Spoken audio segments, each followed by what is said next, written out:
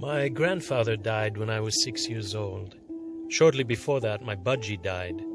I had named my budgie Abraham, after Abraham Lincoln, whom I know my father admired greatly.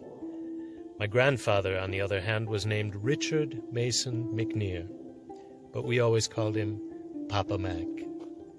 When my father told me Papa Mac was dead, I asked why. He said, pneumonia, just like Abraham.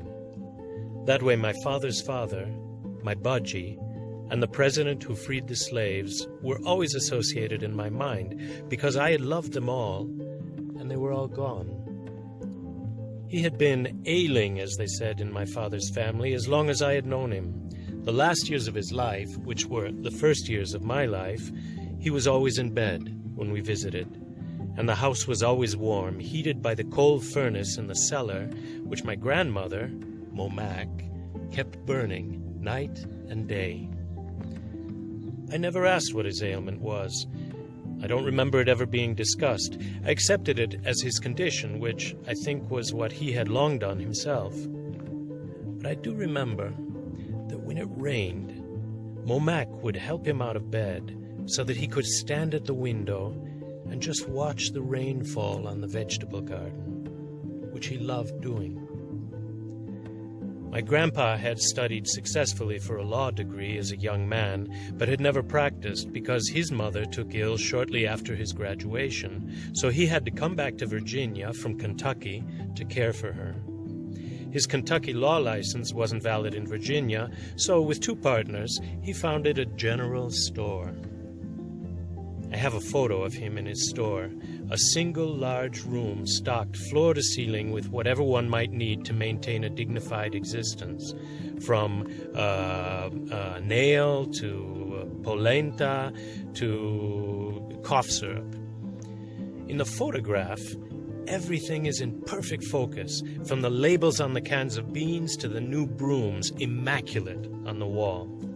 He's standing there behind the counter looking, from my present perspective, like a young man. Well, the remarkable thing is, he looks exactly like me as a young man. Even more, he looks like me as a teenager playing a general store manager in a school play. Our Town, for instance. So, the Great Depression hit shortly thereafter. His partners skipped the state while he stayed with his ailing mother and spent most of his adult life paying off both his and his partner's debts. More pride than money in the McNear family, my father used to say.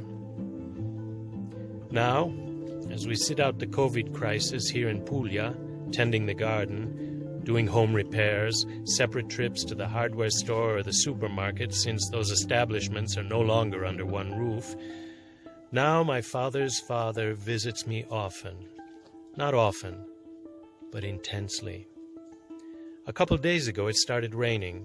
Not hard, but persistently, exactly that kind of rain which the plants had been waiting for, after a mild, dry winter and a dry spring.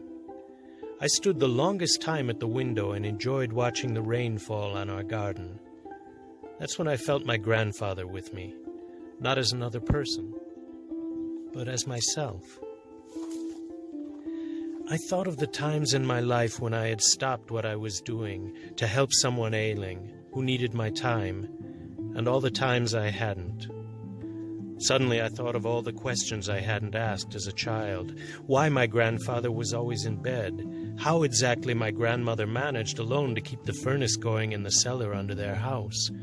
They were sometimes snowed in Virginia, a long walk to the nearest neighbor, and no telephone. Was she afraid? Did she pray? I don't know. Now my own parents are dead, so I wouldn't know now who to ask. But what I can do now is stand at the window, like my grandfather. As the COVID crisis washes over the just and the unjust of this world, I can watch the rain, and I can be grateful, as I know my grandfather was grateful, watching the garden in the rain.